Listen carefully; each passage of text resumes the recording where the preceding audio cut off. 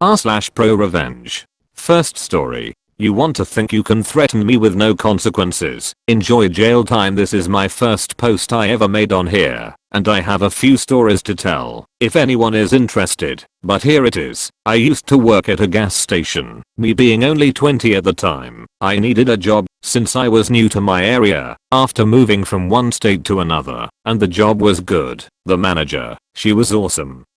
She was the sweetest thing before she left, and the manager afterwards, just as awesome before I moved to a new apartment. But the previous assistant manager, when I started working there, let's call him Richard, for obvious reasons. And let's call the first manager Angel, obviously not real name. Richard was known to be a very hostile creepy ass when not around the manager, and made us try to do his load of the work, and blamed us for being lazy when we couldn't do it, and our jobs fast enough. My co-workers and I had brought the situation to the higher-ups numerous times, and as much as she wanted us to be heard, Angel couldn't do anything, and it came to a boiling point 2 months down the line on my end. Little fact about me, I'm timid, I'm autistic, and I get very stressed when someone threatens me with my life. I get very sick to my core and lack of breathing if I have to deal with that, and I used that to my advantage. On the shift I was supposed to be working that day, I had asked my friend Cross, not real name, if I could borrow his speaker to listen to my music. My manager said,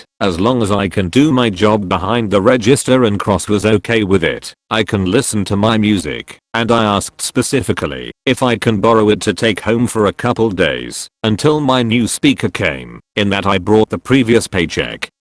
Cross said okay, and shift change happened, and Richard came in. He sees me listening to my music, and he asks me to play his music from his phone on Cross speaker. I said no, the speaker is mine for the next couple days and I don't want to be held responsible for any damage. He then whispers under his breath for me to hear, but for the cameras in the store to not pick up. I have a knife, you know, and I basically in a single moment, and quickly too, came up with a way to end his BS. The revenge. I yelled at him loud enough to him, so the cameras can pick it up, knowing that he would have to say something to defend himself. Why are you threatening me with a knife? And I kinda had a mixture of fear, if he actually had one, and determination to make this man suffer for me, and my co-workers' verbal abuse and sexual harassment for the past couple months. He backs away, and said hey it was just a joke, chill out, and I knew I had to do something, because at that point, I said a joke.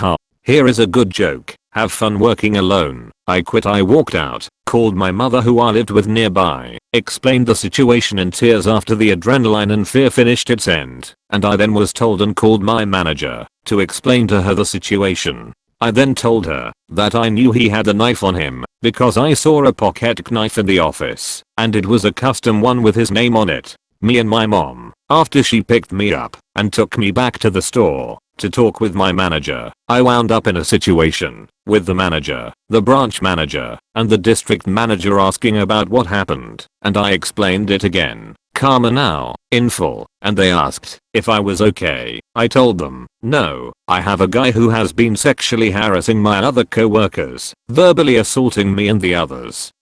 Try and threaten an autistic person who did nothing except say no to using a speaker, get threatened with a knife. I do not feel safe with him around. They asked me about the speaker. I called Cross, and he confirmed I asked to borrow the speaker overnight and backed me up with what the assistant manager has done in the past, and at that point, police were called. They checked the cameras and heard me yelling about the knife, and after a few months, I come to learn he got fired from his last job and arrested for them finding out he was in jail for threatening physical harm to a disabled person, sexual harassment, sexual assault, and unauthorized concealed weapon. He wanted a speaker. He got a speaker, a few speakers on a podium, who put his ass in jail about a week after. Sorry for my formatting, I'm kinda new to this, and I want a place to share some of the crazy stuff I have done. Edit, kinda forgotten to add that the police had saw the video of me mentioning the knife. Edit 2, thank you to whoever gave me the reward. Second story. Veteran mechanic taking advantage of active duty military and retirees messes with the wrong person and his buddy goes down with him. When this started, all I was trying to do was get out of paying for something I didn't need and never asked for. By the end I was going for blood as someone else enacted their revenge. I posted this over in r/military stories, and after a couple comments realized it belongs here too. I'm adding some edits to give context for those without military experience.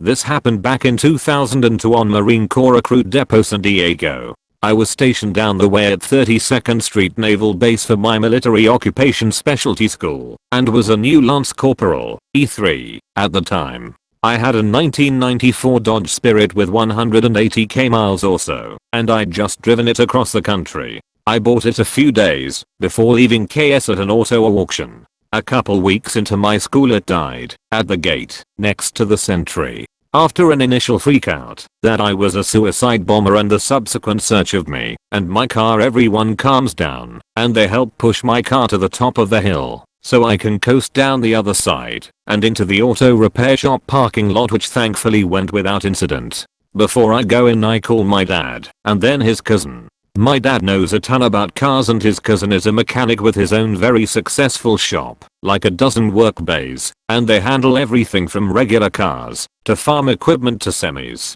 I know a fair bit about cars on my own, but he knows everything. Between us we decide it looks like the distributor or the distributor cap is the issue. My dad's cousin says it's a common issue on Spirits from this time and recommends I get it fixed here by a real mechanic. Now at this point it's important to note his shop did a very thorough once over for me after I bought the car and gave me good notes on the condition of the car in writing from his shop. I go in and talk to the guy at the counter. They are not too busy and pull it into a bay and run their diagnostics. Same thing.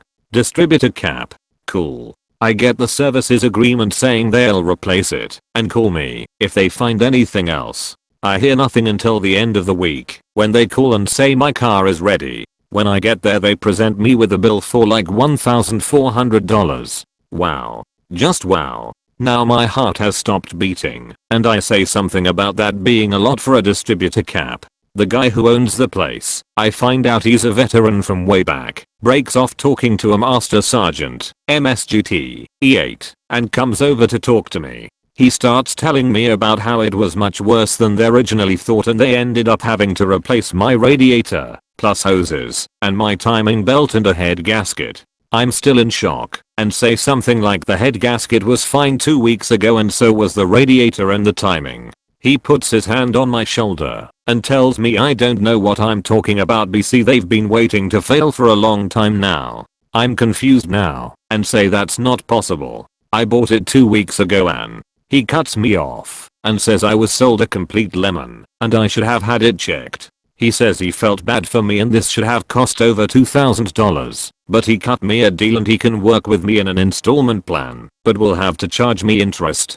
Now I'm suspicious and starting to get pissed, and I say the only repair I authorized was a distributor cap and they should have called me before doing anything else, and I start to explain I've got paperwork from the inspection I had done that said those other things were fine. I'm going to get it from the car and the MSGT grabs me by the arm and starts telling me I'm being ungrateful and disrespectful to a respected mechanic and business owner, and asks me if I'm implying he's cheating me. Every time I try to open my mouth he cuts me off and keeps telling the owner not to worry, he'll make sure this young pup pays what is owed. He's threatening to take me over to admin and have my pay docked. Now I'm angry and a bit scared. Another Marine intervenes and says that's a little extreme and to let me say my piece. I get permission to get into my car to get my maintenance history, which includes an oil change, the inspection documentation and the original quote for the distributor cap work. At this point there's a crowd of customers and some other passers-by.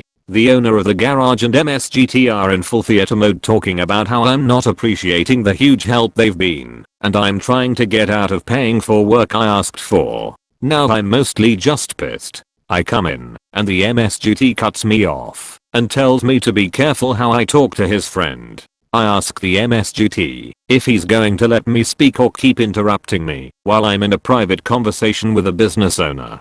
I ask him if he owns part of the shop, no, and ask why he's so interested in not hearing a Marine out. Then I get out the original statement of services and say the distributor cap is all I agreed to. I also ask why he didn't call me, and he says he called my barracks several times and left messages including ones telling me the car was undrivable until the repairs were made, so he went with the lowest cost option to get me back on the road. Oops. I say, that's interesting. The only number one gave you is my cell phone and I don't have any messages or even attempted calls until the previous evening when they left a message that my car was ready. I show everyone my call history, including a captain who's very interested and standing quietly by. The MS duty has backed off and the capt is quietly talking to him off on the side. Now the owner is backpedaling a bit and saying he was thinking of a different customer, but he's already made the replacement and has to charge me for the work.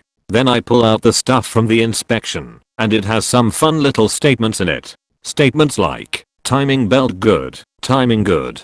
Check again in 30k miles. Radiator appears to be recently replaced. All hoses new in last 6 months. Nothing on the head gasket, but there's a statement that there are no leaks in that area, which was why he said he had to replace it. I say he can put all of my original stuff back on because all I'm paying for is the distributor cap work. He gets red-faced and starts demanding I pay for the labor and he can't put things back on because they were too badly damaged in the removal process. Now some old retired guy chimes in from the back and asks what kind of mechanic damages things when they take them apart.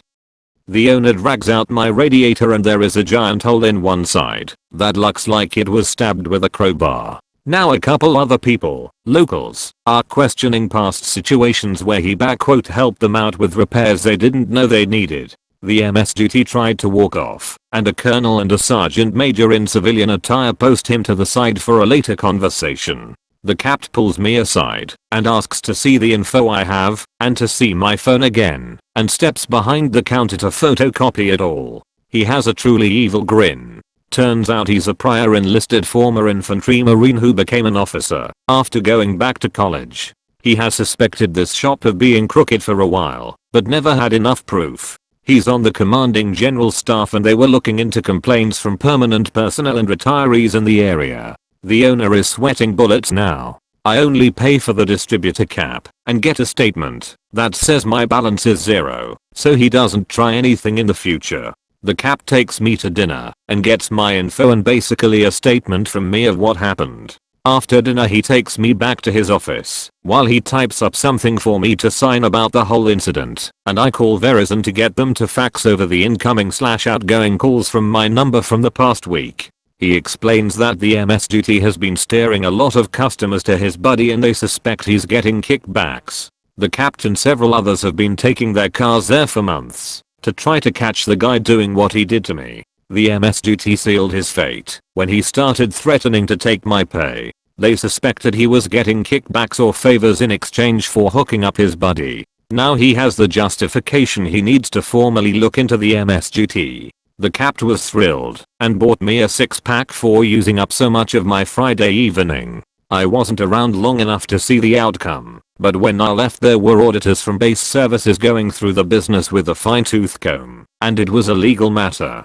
Once something like that gets started it probably means a business and the owners will get kicked out of the on-base location. The base owns the building and the owner leases it. He and his business would also end up blacklisted as a place known for taking advantage of service members. Most commands give this out to people who check in so no one patronizes them. It still boggles my mind that one veteran would try to use that status to take advantage of others, or that a senior marine would do that to other marines. I know there are people out there like that, but having the shared common background we do, I expect better. Edit. Yeah, that last paragraph sounds naive. Just wishful thinking in my part. There are good and bad people everywhere in life and the military is no different. Edit 2. This post really seems to have resonated, and that makes me happy. Thanks for all the comments and messages and thanks for the awards.